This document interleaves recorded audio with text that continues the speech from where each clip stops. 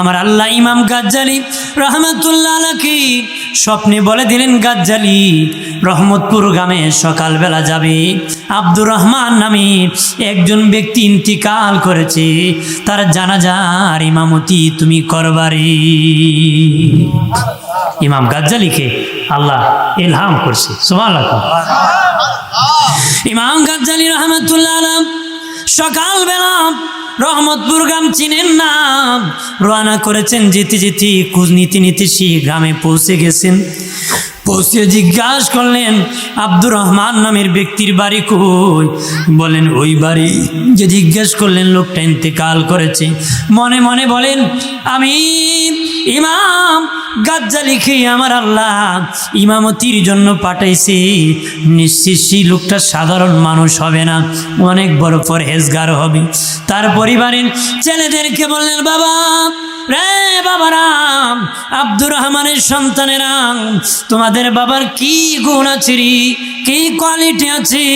তারা বলে, হুজুর আমাদের বাবার কোনো গুণের খবর আমরা জানি না, আমাদের বাবা একজন সাধারণ কাটুরি ছিল, তার ভালো গুণ আমরা জানতাম না, কোনো খবরই জানতাম না।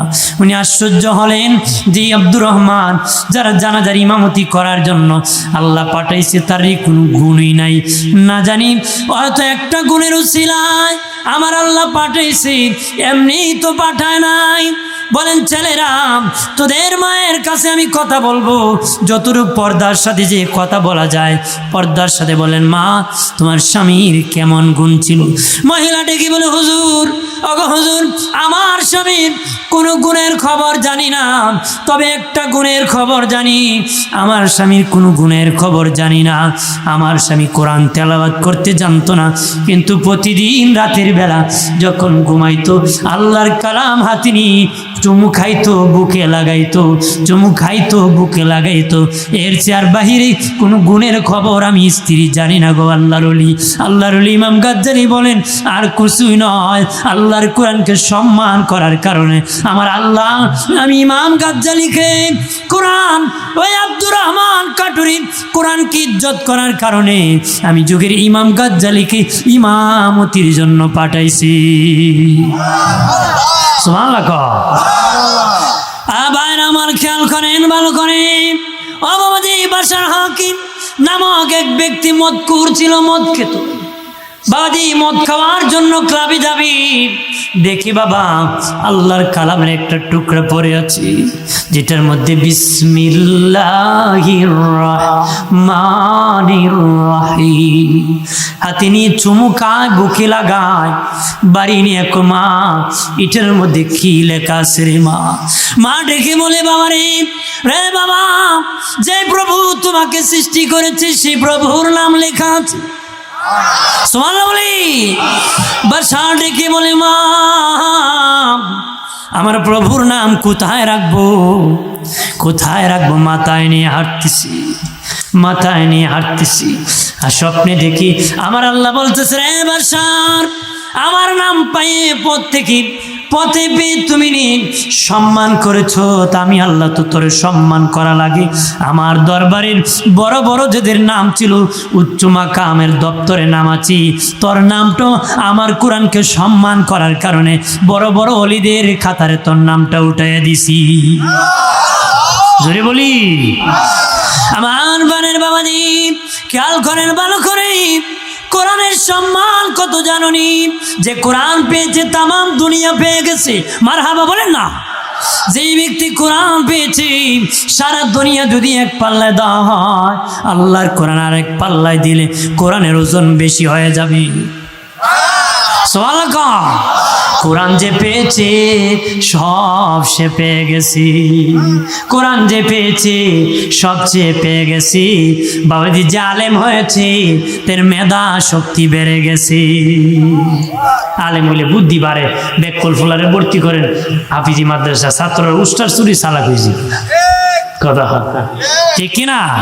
আমরা দেশে 3 ফুলা হয়, একটা যদি দেখে সাবা ডাট বেড়া ব্যারিস্টার বানাইবে, আর একটা মেধা শক্তকে ডাক্তার বানাইবো, একটা বাপের নাম কইতে পারে না মোল্লা বানাইবো। আছে কি না?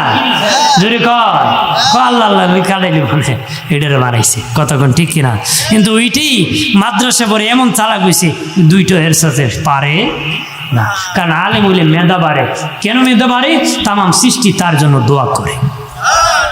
মেধা কেমনে বাড়ে বুঝলেন? বাদশাহ আকবরের দরবারে 9 জন বুদ্ধিজীবী থাকতো, একজন মোল্লাজি থাকতো। কার দরবারে? বাদশাহ আকবরের দরবারে। 9 জন বুদ্ধিজীবী আর এক মৌলানা। খারাপ লাগতেছে নাকি?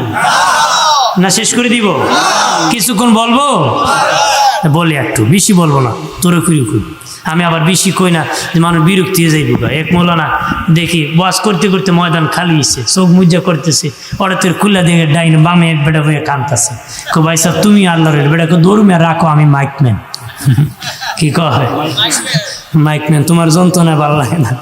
তা আমি আবার ইতালের জন্য না, আমি সময় মতো ছেড়ে দিব, মনে কষ্ট নিয়েন না। হাজিরিন, বাদশাহ আকবরের দরবারে 9 জন বুদ্ধিজীবী, একজন মোল্লাজি। বাদশাহ আকবর একদিন জিজ্ঞেস করে 10 জন রে, এই আমার রাজ্যে ডাক্তার বেশি না রোগী বেশি? কো 9 বুদ্ধিজীবী কয় স্যার রোগী বেশি, ডাক্তার কম।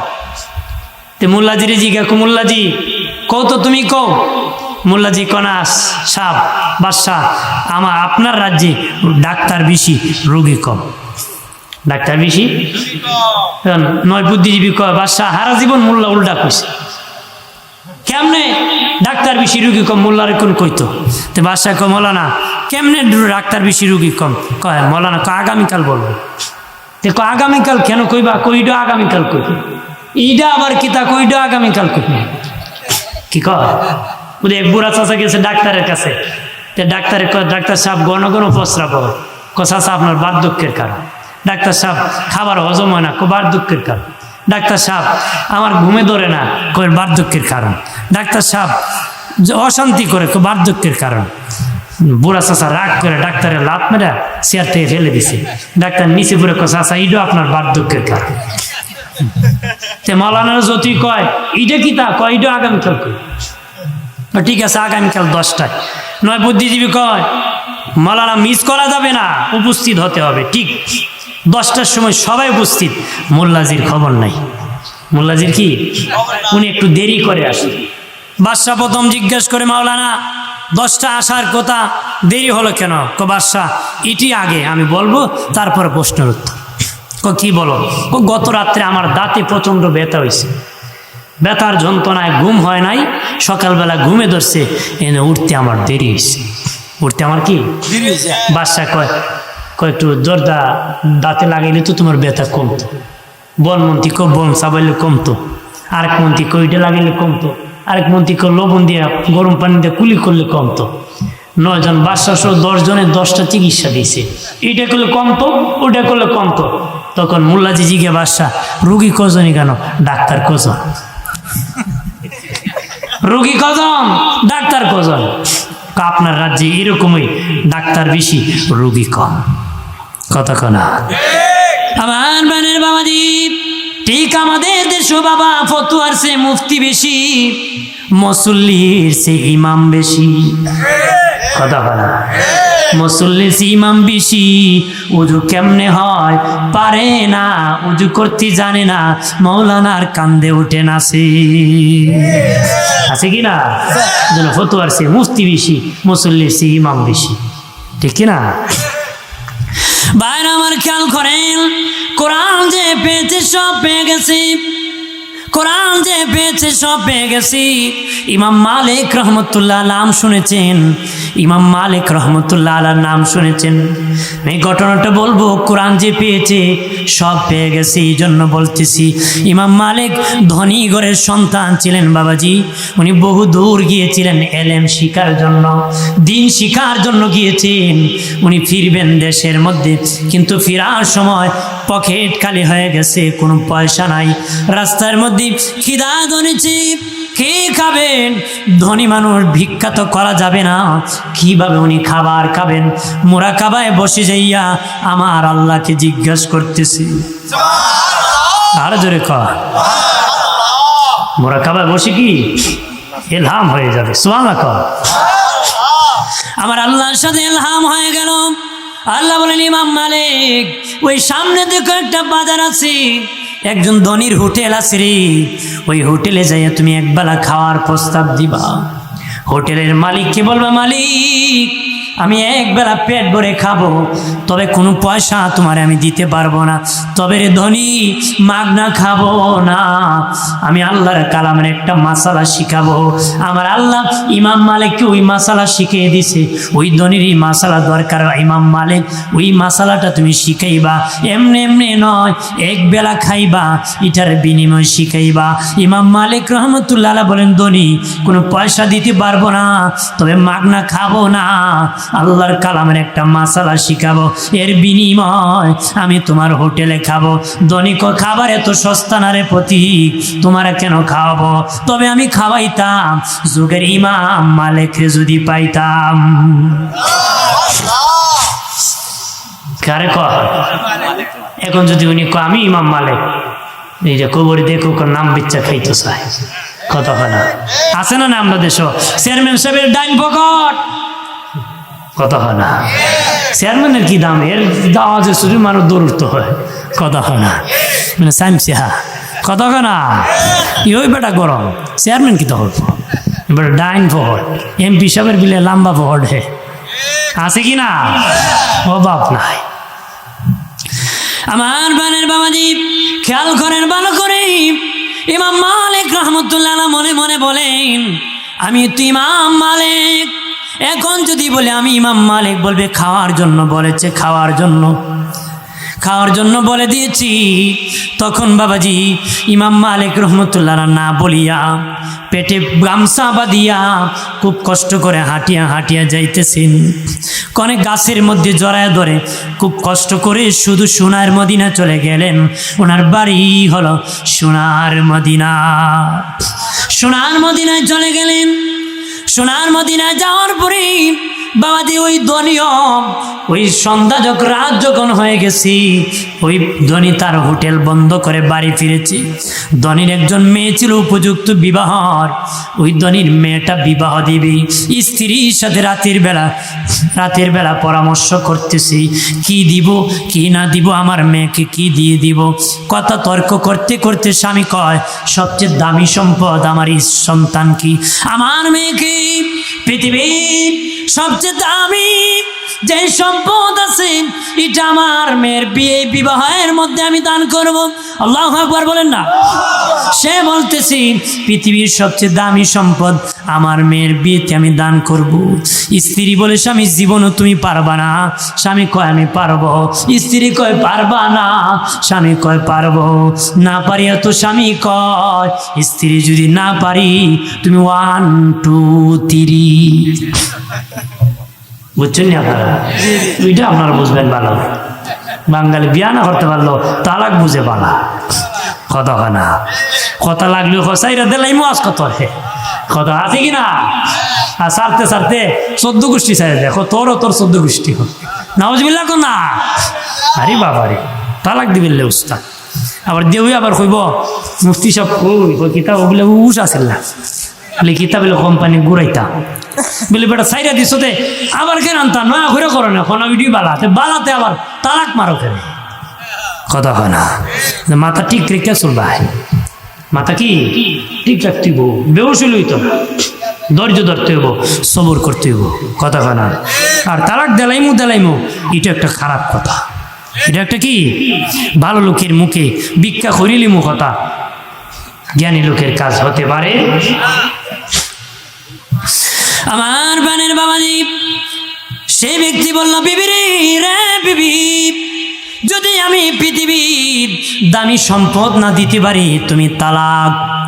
স্ত্রীর চোখের পানি চারিয়ে কয়, স্বামী তোমার মেয়েকে দামি সম্পদ দিবা, আমার কেন তালাক বললা রে?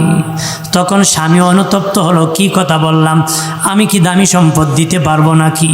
মুফতিদের কাছে গিয়েছে, মুফতিরা বলে সর্বনাশ করেছো, যদি তোমার মেয়ে বিবাহ দাও বিবি তালাক হয়ে যাবে, আর যদি বিবি রাখতে হয় মেয়েকে জীবন বিবাহ দিতে পারবা না রে। লাগছে নি সিপা? খুব বউ ঘুরাইতো কেমন লাগছে বউ কিতা? সব মুফতির কেরাম ফতোয়া দিয়েছেন তালাক হয়ে যাবে, মেয়ে বিবাহ দিলে তালাক হয়ে যাবে। তখন প্রাণের বাবাজি সব আলেমরা বসিয়া কদনি, আমাদের কাছে তাকিয়া লাভ নাই, তুমি চলে যাও সোনার মদিনা ইমাম মালিকের দরবারে। ইমাম মালিক রহমতুল্লাহ আলাইহির কাছে গেলি ফায়সালা পেতে পারো। ধনী কষ্ট করিয়া হাঁটিয়া হাঁটিয়া সোনার মদিনা গিয়েছি, যা দেখে যেই লোকটারে এক বেলা খাওয়ায় নাই তাড়িয়ে দিয়েছিল, ওই লোকটি হলো ইমাম মালিক। চোখের পানি জানিয়া কান্না করে আর বলে, হুজুর আমি বেয়াদবি করেছি, অন্যায় করেছি, ক্ষমা করে দেন, মাফ করে দেন, আমারে ক্ষমা করে দেন। আমি যদি জানতাম আপনি ইমাম মালিক, আমি আপনাকে তাড়াই দিতাম না।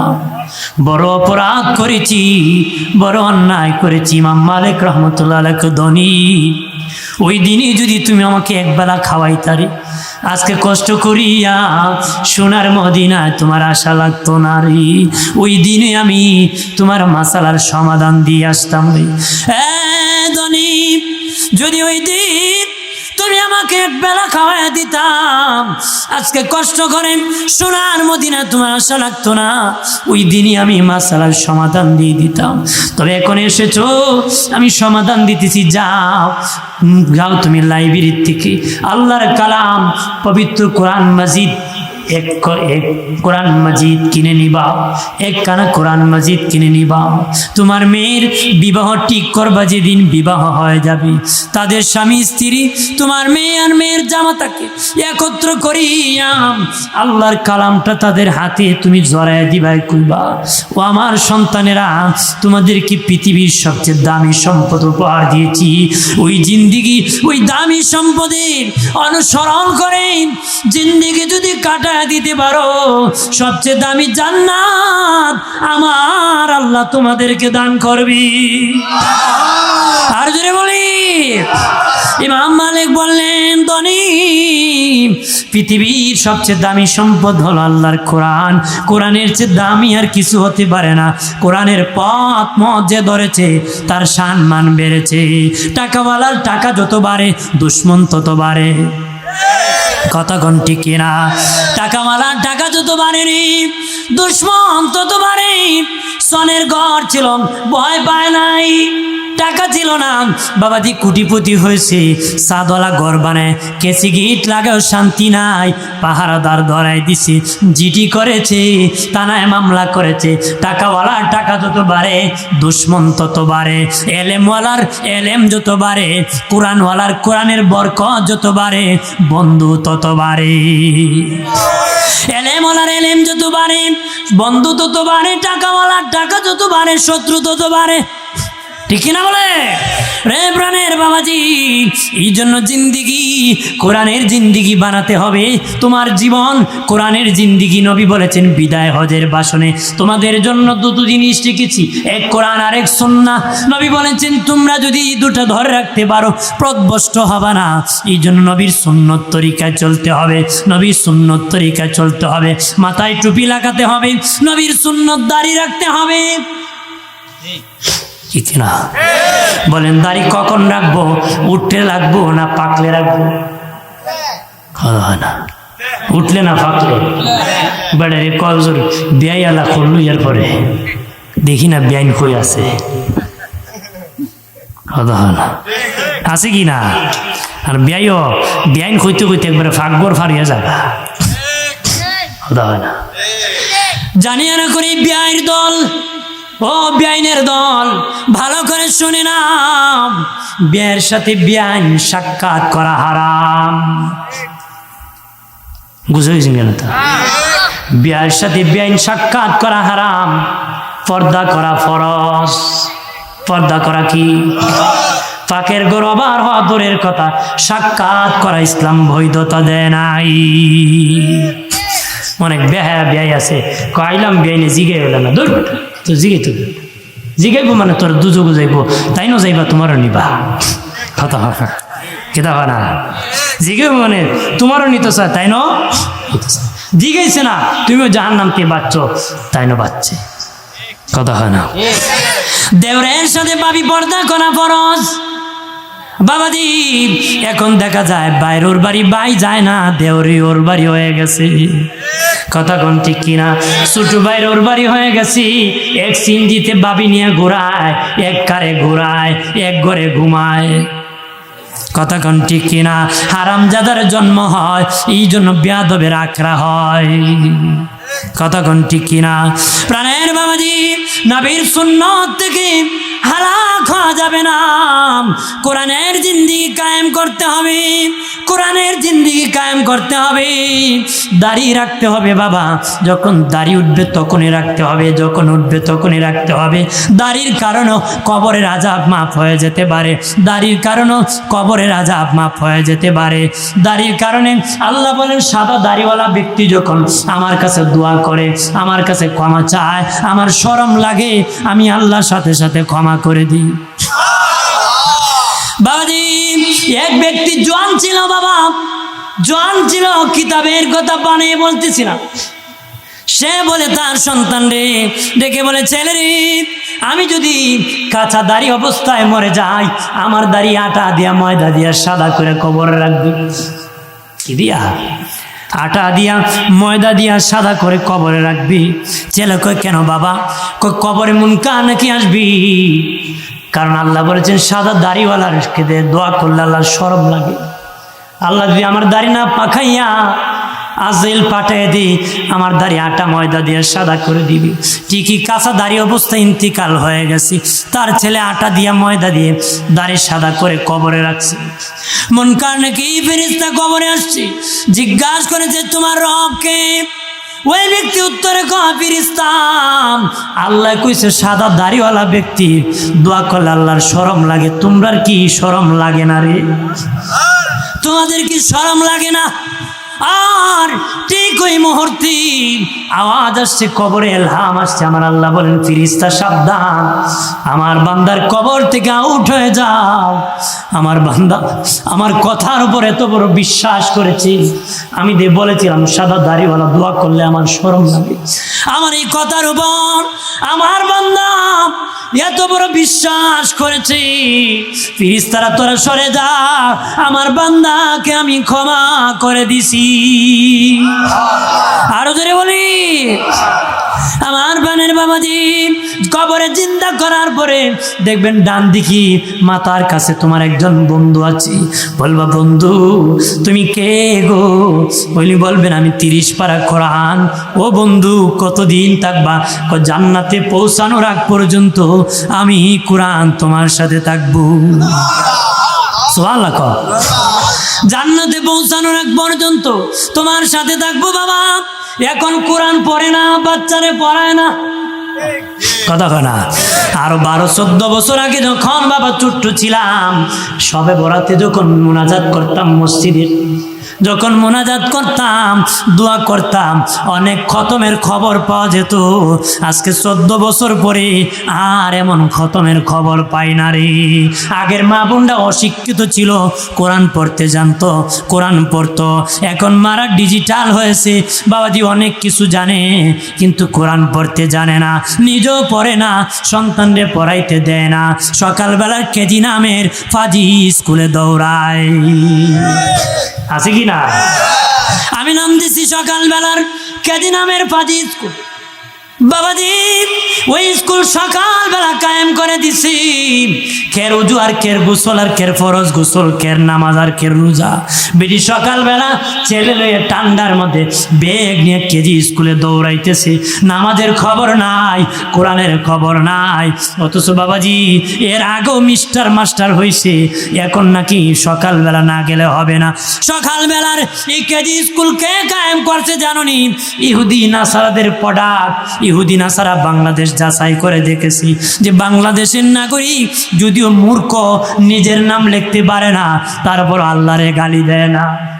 এই জন্য তারা দেখলো কিভাবে বাংলাদেশের মানুষকে নাস্তিক বানানো যায়। বাবাজি নাস্তিক বানাতে গেলি সকালবেলার মক্তব বন্ধ করতে হবে। এই জন্য তারা সকালবেলার মক্তব বন্ধ করার জন্য সকালবেলার স্কুল কায়েম করে দিছে, যেন মক্তব না পড়ে আল্লাহকে মুসলমান ভুলে যায়। আমি পায়ে ধরে বলি, ওরে মাধবপুর থানার নোয়াপাড়ার মুসলিম জনতা, আল্লাহকে ভুলে যেও না, সন্তানকে মক্তবে পাঠায়ো। মক্তবে সব নিষ্পাপ বাচ্চা থাকে, এখানে আমার আল্লাহর ফিরিস্তা নাজিল হয়। মক্তবে আমার আল্লাহর ফিরিস্তা নাজিল হয়, আল্লাহর রহমত মক্তবের উপর বর্ষণ হয়। সুবহানাল্লাহ বলে না? আর জোরে বলি, মক্তব বন্ধ করা যাবে না, মক্তব চালু রাখবা বাবা। যতদিন এই সোনার বাংলায় মক্তব নামক মাদ্রাসা চালু থাকবে, ততদিন মুসলমান থাকবে। মক্তব নামে মাদ্রাসা যেদিন বন্ধ হয়ে যাবে, নাস্তিক ভরে যাবে, মুরতাদ ভরে যাবে, বেঈমান হয়ে যাবে রে।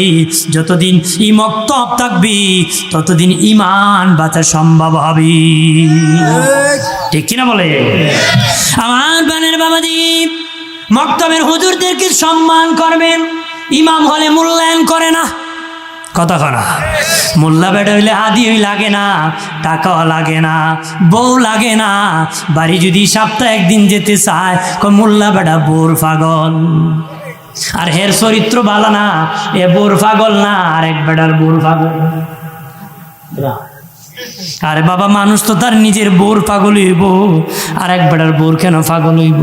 তুমি তো তোমার বিবির জন্য পাগল থাকবারি, ইমামদেরকে সম্মান করবারি। বাবাজি কেজি স্কুলে পড়ান, শত হাজার হাজার টাকা খরচ করি, প্রাইভেট মাস্টার 15 দিনে 5,000 টাকা দেয়। একজন হুজুর কোরআন শিখাবে, তার সামান্য হাদিয়া দিতে টাকা পড়ে যায় পকেটে। 6 মাস বাকি থাকি, বিবাহে লক্ষ লক্ষ টাকা খরচ করে বিবাহ অনুষ্ঠান হয়, লক্ষ লক্ষ টাকা খরচ করে বিবাহ অনুষ্ঠান হয়। কিন্তু যে ইমাম বিবাহটা জোড়া লাগাই দিছে, ওই ইমামরে হাদিয়া দেওয়ার সময় কলেরা লাইগা যায়। কথা কোন ঠিক কিনা? রে প্রাণের বাবাজি, সাবধান, সতর্ক হতে হবে। আমি মুসলিম, আমি মুসলমানের পরিচয় বাঁচতে হবে। কথা কোন ঠিক কিনা? যার কাছে কোরআন শিখবি, তার দাম কত জানুনি? হযরত আলী রাদিয়াল্লাহু তাআলা আনহু কোরআন পড়তেছেন, একজন ইহুদি রাস্তা দিয়ে যেতেছে, আরবের মানুষ, আরবি ভালো বুঝে, আরবি ভালো বুঝে। ডাক দিয়া, কালী তুমি এখানে জবরের জায়গায় জের পড়েছো, এখানে জের হবে জবর হবে না, অথবা জবর হবে জের হবে না বলেছে। ডাক দিয়া কই, ইহুদি আলী রে, একজন ইহুদি আলী রাদিয়াল্লাহু তাআলা আনহু কি জের অথবা জবরটা বলে দিয়েছে, এখানে জবর হবে অথবা জের হবে। এইটা শিখে দিয়ে ইহুদি চলে গেছি। বহুদিন পরে ওই ইহুদি একটা চিঠি তার ছোট্ট মেয়ে দিয়া আলী রাদিয়াল্লাহু তাআলা আনহুর কাছে পাঠিয়ে দিছি। চিঠির মধ্যে লিখেছি, ওগো আলী, আমি তোমার ওই উস্তাদ, আমি তোমার ওই উস্তাদ, একদিন যে তোমার জবর অথবা জের শিখেছিলাম। আমি তোমার উস্তাদ, আমি বড় অসহায়, অসুস্থ হয়ে বিছানায় পড়ে গেছি। তুমি যদি মেহেরবানি করে রে আলী, তোমার উস্তাদকে কিছু তুমি যদি হাদিয়া পাঠাইতা, তাহলে তোমার উস্তাদ প্রাণ খুলে তোমার জন্য দোয়া করত। আর জোরে কর। আলী রাদিয়াল্লাহু তাআলা আনহু চিঠি লইয়া আল্লাহ নবী দরবারে গিয়ে বলেন, ইয়া রাসূল, আল্লাহ নবী, মায়ার নবী, এক ইহুদি আমাকে জের অথবা জবর শিখেছিল, সে বলেছে নাকি আমার উস্তাদ, আমার কাছে হাদিয়া চায় গো নবীজি, আমি কি তাকে দিতে পারি? তার কেমন উস্তাদ আমার, ওই লোকটা আমার কেমন উস্তাদ? নবী বলেন, আলী রে, তোমার গায়ের শক্তি দিয়ে দি তীর তুমি ডানে মারো যত দূর যাবে, বামে যদি আরেকটা মারো যত দূর যাবে, সামনে যদি আরেকটা মারো যত দূর যাবে, পিছনে যদি আরেকটা মারো যত দূর যাবে, রে আলী, উপরে যদি মারো যত দূর যাবে, মধ্যখানে যে পাকাটা হবে, তীর চতুর্দিকে যত দূর যে মধ্যখানে যে পাকা হবে, ওই পাকা যদি হীরা মণিমুক্তা দিয়ে ভরপুর করিয়া তোমার ইহুদি উস্তাদের কদমে তুমি ঢেলে দাও, একটা জবর শিখার মূল্য দিতে পারবা না রে। আমাদের বড় পীর গাউসুল আজম মহিউদ্দিন আব্দুল কাদের জিলানী, মাহবুবে সুবহানী, কুতুবে রাব্বানী, শেখ সৈয়দ মহিউদ্দিন আব্দুল কাদের জিলানী রহমতুল্লাহ আলাইহির মা যেদিন আমার বড় পিসাবকে মাদ্রাসায় ভর্তি করেছে উস্তাদের কাছে কোরআন শিখার জন্য, তখন আমার গাউসে পাকের আম্মা জান উম্মুল খায়ের ফাতেমা ডেকে বললেন, বাবা আব্দুল কাদের, আমার কাছে আরো যদি সম্পদ থাকতো আরো আমি দিতাম, আমার কাছে যা আছে সব তোমার হাতে আমি দিয়ে দিলাম। তোমার উস্তাদ জীবনের প্রথম দিন তোমার আজকে কোরআন শিখাবে, বলবা উস্তাদ জি আমার আম্মার কাছে যা কিছু আছিল সব আপনাকে হাদিয়া দিছি। সুবহানাল্লাহ। আমার কাছে বাদ উস্তাদের কাছে যে বলে, উস্তাদ জি আমার আম্মা জান যা ছিল সব হাদিয়া দিছি। আমার আম্মা বলেছেন আরো যদি আমার আম্মার হাতে থাকতো সবগুলো আজকে হাদিয়া দিয়ে দিতে। আমার আম্মা বড় খুশি হয়েছি, আমি আজকে জীবনের প্রথম আপনার কাছে কোরআন শিখব। বড় আব্দুল কাদের পড়তে পড়তে 18 পারা পড়ে ফেলেছি।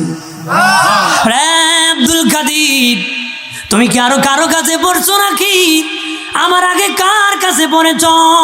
আমার গাউসে পাক কয় না উস্তাদ জি আরো কারো কাছে পড়ি নাই, আমার মা হলো 18 পারার হাফেজা। আমি যখন পেটে ছিলাম আমার মা 18 পারা তেলাওয়াত করত। আমি পৃথিবীতে আসার পরে আমার মা ডান স্তনের মধ্যে আমার মুখটা লাগাইয়া আমি দুধ পান করতাম, 9 পারা পড়তো। বাম স্তনের মধ্যে আমার মুখটা লাগাই দিত, আমি দুধ পান করতাম, বাকি 9 পারা পড়তো। 2 বারে 18 পারা আমার মা তেলাওয়াত করতো। ওই তেলাওয়াত শুনতে শুনতে আমি আব্দুল কাদের 18 পারার হাফেজ হয়ে গেছি। এলাকার মা বোনেরা, আম গাছ থেকে আম হয়, জাম গাছ থেকে জাম হয়, কাঁঠাল গাছ থেকে কাঁঠাল হয়। কাঁটাওয়ালা মান্দার কাছে কিছু আশা করা যায় না, লাকড়িও হয় না, ধুমা মারে। কথা কোন ঠিক কিনা? বাপ ভালো তো বেটা ভালো, মা ভালো তো মেয়ে ভালো, গাই ভালো তার বাছুর ভালো, দুধ ভালো তার ঘি ভালো। কথা কোন ঠিক কিনা? দুধে যদি পানি থাকে অ্যাক্সিডেন্ট ঘটবে, মা যদি খারাপ হয় সন্ত্রাসের আগমন হবে। কথা কোন ঠিক কিনা? ও এলাকার মা বোনেরা, পেটে বাচ্চা এসেছি, জীবন কোরআন তেলাওয়াত করো গো মা। ডিস দেখিও না, মোবাইলে গেম খেলিও না মাগো, গান দেখিও না, নাটক দেখিও না, আল্লাহর কালাম তেলাওয়াত করো, নবীর প্রতি দুরূদ বেশি বেশি করে করো। ও মা বোনেরা, বাচ্চা যখন পেটে যাবি তুমি বেশি বেশি করেন স্বামীর খাদমত করো, আল্লাহর কালাম তেলাওয়াত করো, তাসবিহ পড়ো, জিকির করো, নফল নামাজ পড়ো। যত বেশি করবি তোমার সন্তান তত নেককার হবে, তোমার সন্তান নেককার হবে গো মা। মাগো গুসা করিও না, রাগ করিও না মা, তুমি যদি ভালো হও তোমার সন্তানটা ভালো হয়ে যাবে। তুমি যদি কোরআন পড়নেওয়ালা হও তোমার সন্তান কোরআন পড়নেওয়ালা হবে। কথা বলেন ঠিক কিনা? ও বাবাজি, কোরআনের শান মান কত জানুনি, কোরআনের ইজ্জত কত জানুনি। কোরআন বাবা একত্র ছিল না, কোরআন ছিল কাঠের মধ্যে, কোরআন ছিল বাকলের মধ্যে, কোরআন ছিল হাড্ডির মধ্যে, একত্রে ছিল না। একত্র করেছিলেন ওসমান গনি জুন্নুরাইন রাদিয়াল্লাহু তাআলা, তিনি একত্র করেছিলেন। গোটা কোরআনটা যেদিন একত্র করেছেন, শুরুতে আলিফ লাম মিম পড়তে পড়তে জালিকাল কিতাবু লা রাইবা ফি, উনি এখানে পড়া বন্ধ করে দিয়েছেন, তেলাওয়াত করা বন্ধ করে দিয়েছেন। ওই কিতাবে কোনো সন্দেহ নাই, আমার আল্লাহ চ্যালেঞ্জ করছে। পৃথিবীর যত মানুষ বই লিখেছে সবাই লিখে দিয়েছে, ভুল হলে ধরায়া দিবেন, আমি সংশোধন করব। কিন্তু আমার আল্লাহ শুরুতেই চ্যালেঞ্জ করছে, আমার কিতাবে কোনো সন্দেহ নাই। সন্দেহ করলো লেশ মাত্র ঈমান থাকবে না। যত ফতোয়াবিদ ফতোয়া দিয়েছেন সবাই একমত, কোরআনের সামান্য কিছু অংশ যদি কেউ স্বীকার করে লোকটা কাফের হিসাবে বিবেচিত হবে। কথা বলেন ঠিক কিনা? ওসমান গনি জুন্নুরাইন রাদিয়াল্লাহু তাআলা বিনায়া কানতেছে, আল্লাহ চিৎকার দিয়া বলেন আল্লাহ আরো জবান খুলে বলি আল্লাহ, আর আওয়াজ করে বলি ইয়া রাসূলুল্লাহ। প্রাণের আল্লাহ রে কোথায় গেলে পাবো তোমারে, প্রাণের মাওলা কেমনে ডাকিলে বন্দি হইলাম শয়তানের জালে, দিন কাটাইলাম হেলে দোলে। বন্দি হইলাম শয়তানের জালে, দিন কাটাইলাম হেলে দোলে। আমার জীবন মরণ দিলাম তোমারে, আমার জীবন মরণ দিলাম তোমারে, প্রাণের আল্লাহ রে কোথায় গেলে পাবো তোমার, প্রাণের মাওলা কোথায় গেলে পাবো তোমার। আমার বোনের বাবাজি ওসমান গনি জিন্নুরাইন রাদিয়াল্লাহু তাআলা আনহু চোখের পানি ছেড়ে কান্না করতেছে আর বলে, আল্লাহ গো, কেউ যদি ফটোকপি করে মূল কপির থেকে দেখে করে যাচাই করে, আমি তো কোরআন একত্র করেছি, আমার কাছে তো মূল কপি না, আমি কম্পেয়ার করব। আমি কি ঠিকই লিখছি না উল্টা পাল্টা হয়েছে না ব্যতিক্রম হয়েছে, এই বলে বলে উসমান গনি জিন্নুরাইন রাদিয়াল্লাহু তাআলা কান্না করতেছে। গায়েব থেকে এলহাম হলো, উসমান গনি লৌহে মাহফুজের দিকে তাকাও, আকাশের দিকে তুমি তাকাও। উসমান গনি বলেন, আমি উপরের দিকে তাকাইলাম, লৌহে মাহফুজের সাইন বুটি আল্লাহর কালাম আছে। আমি সেখানে আল্লাহর কালাম কোরআন মাজিদ দেখতেছি আর যাচাই করতেছি। উসমান গনি জিন্নুরাইন রাদিয়াল্লাহু তাআলা আনহু বলেন, দেখতে দেখতে দেখলাম আমি উসমান গনি যেভাবে একত্র করেছি ঠিক এইভাবে লৌহে মাহফুজে সংরক্ষণ আছে। সুবহানাল্লাহ। আমার বোনের বাবাজি উসমান গনি জিন্নুরাইন রাদিয়াল্লাহু তাআলা আনহু বলেছেন, আমি উসমানের কাছে দুইটা জিনিস বড় পছন্দ গো নবীজি, আমি উসমানের কাছে দুইটা জিনিস বড় পছন্দ। এক নম্বর নবীজি মানুষকে মেহমানদারি করানোটা আমি উসমানের কাছে পছন্দ, আর একটা হলো আল্লাহর কালাম তেলাওয়াত করাটা আমি উসমানের কাছে বড় পছন্দ। আল্লাহর কালাম তেলাওয়াত করা আমি উসমানের কাছে বড় পছন্দ। সত্যই তিনি যেদিন শহীদ হয়েছিলেন কোরআন তেলাওয়াত অবস্থায় শহীদ হয়েছিল, কোরআন তেলাওয়াত অবস্থায় শহীদ হয়েছিলেন। উনি যখন তেলাওয়াত করতেছে ওই সময় মুনাফিকরা উসমান গনি জিন্নুরাইন, যিনি নবীজির দুই মেয়ের জামাতা, আল্লাহু আকবার বলেন না, দুই মেয়ের জামাতা, উনি তেলাওয়াত করতেছে, অতর্কিত আঘাত শুরু করছি। উনি আবার জিজ্ঞাসা করছেন, এই তুমি কমুক সাহাবীর ছেলে না, আমাদের শহীদ করতেছো, তুমি কমুক সাহাবীর ছেলে না? ওই মুনাফিক উসমান গনি জিন্নুরাইন রাদিয়াল্লাহু তাআলা আনহু কি আঘাত করতে করতে রক্ত যেতে যেতে কোরআনুল কারীমের উপর রক্ত পড়েছে, কোরআনের মধ্যে রক্ত লেগেছে। হাসরের ময়দানে উসমান গনিদের শহীদ আল্লাহর কালাম সাক্ষী দিবে। আল্লাহ কব, কোরআন তুমি কেমনে বুঝলা উসমান শহীদ? কোরআন বলবে, আল্লাহ দেখেন আমি কোরআনের মধ্যে উসমান গনির রক্ত মোবারক লেগে আছি। জোরে বলি। নবী বলেন, কাল রাসূলুল্লাহি সাল্লাল্লাহু আলাইহি ওয়াসাল্লাম কাসরাতু যিকরিল মাউত ওয়া তিলাওয়াতিল কুরআন। নবী বলেন, বেশি বেশি করে মৌতের জিকির করো, মৌতের চিন্তা করো। মৌতের চিন্তায় সুদখানার থেকে বাঁচাবে, ঘুষখানার থেকে বাঁচাবে, মিথ্যা মামলার থেকে বাঁচাবে, মিথ্যা সাক্ষীর থেকে বাঁচাবে, আকাম থেকে বাঁচাবে, জিনার থেকে বাঁচাবে, বাবাজি খারাপ কাজ থেকে বাঁচাবে, মেতিমের মাল খাওয়ার থেকে বাঁচাবে, বেনামা বেনামাজির থেকে বাঁচাবে, অহংকার থেকে বাঁচাবে, সুদ খাওয়ার থেকে বাঁচাবে, মদ খাওয়ার থেকে বাঁচাবে, বাবা খাওয়ার থেকে বাঁচাবে, ইয়াবা খাওয়ার থেকে বাঁচাবে। মৌতের চিন্তা জারি হওয়ার কারণে লোকটা বলি আল্লাহ হয়ে যাবে, আর কোরআন তেলাওয়াতের দ্বারা ইমান বেড়ে যাবে। দয়াল নবী বলেন, কার ইমান কত বেশি বেড়ে গিয়েছে, কার ইমান কত বেশি বাড়ছে, যার জীবন যত গুনাহমুক্ত করেছে তার ইমান তত বেড়ে গিয়েছে। ইমান গজ বাড়ে না, লম্বায় বাড়ে না, ইমানি শক্তি বাড়ে। কার কত ইমানি শক্তি, যার জীবন যত গুনাহমুক্ত তার ইমান তত আমার আল্লাহ করেছে শক্ত। সুবহানাল্লাহ। এই জন্য প্রাণের বাবাজি, নিম্নে 10 আয়াত যারা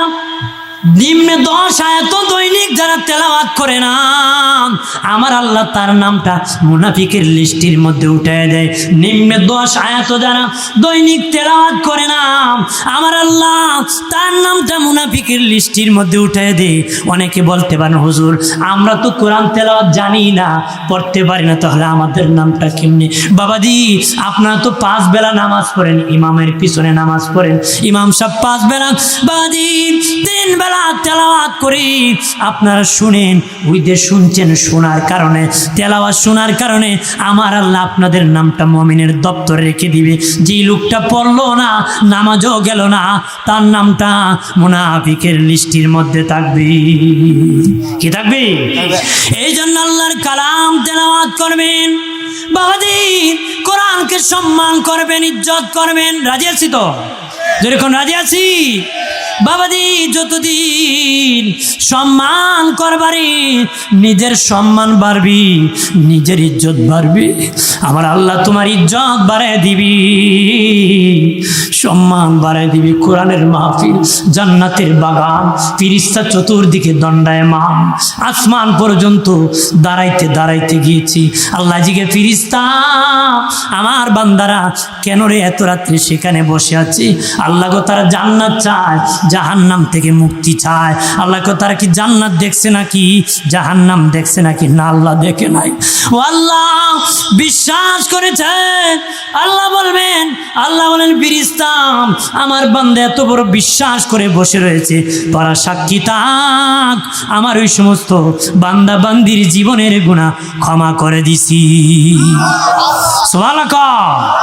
আর ধরে আমার প্রাণের বাবাজি, ও বাবাজি, এই জন্য কোরআনের বিরোধিতা করবেন না, আলেমের বিরোধিতা করবেন না, দ্বীনি মাহফিলের বিরোধিতা করবেন না, নিজের জবানকে হেফাজত করবেন, আর বেশি বেশি করে কোরআন তেলাওয়াত করবেন।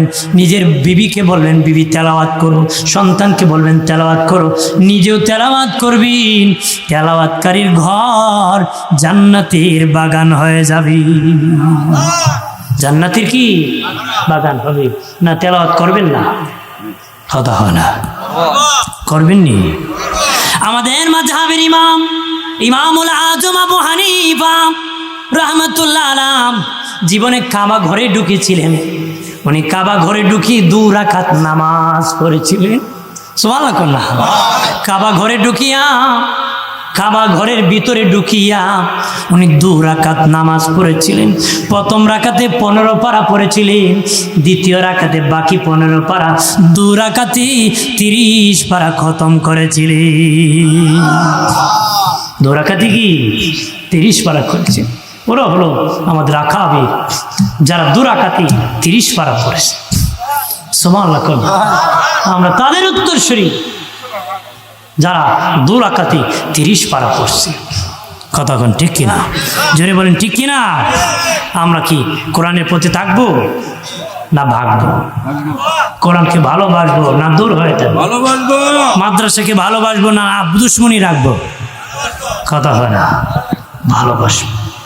ভালোবাসা বলেছে, মান আহাব্বা সুন্নতি ফাকাদ আহাব্বানি ওয়া মান আহাব্বানি কানা মাই ফিল জান্নাহ। নবী বলেছেন, যে আমার সুন্নতকে ভালোবাসবে সে আমারে ভালোবাসবে, যে আমারে ভালোবাসবে সে আমার সাথে জান্নাতে থাকবে। সুবহানাল্লাহ। নবীর সাথে জান্নাতে যাইতে তো সবাই চাই, ভালোবাসতে চায় না।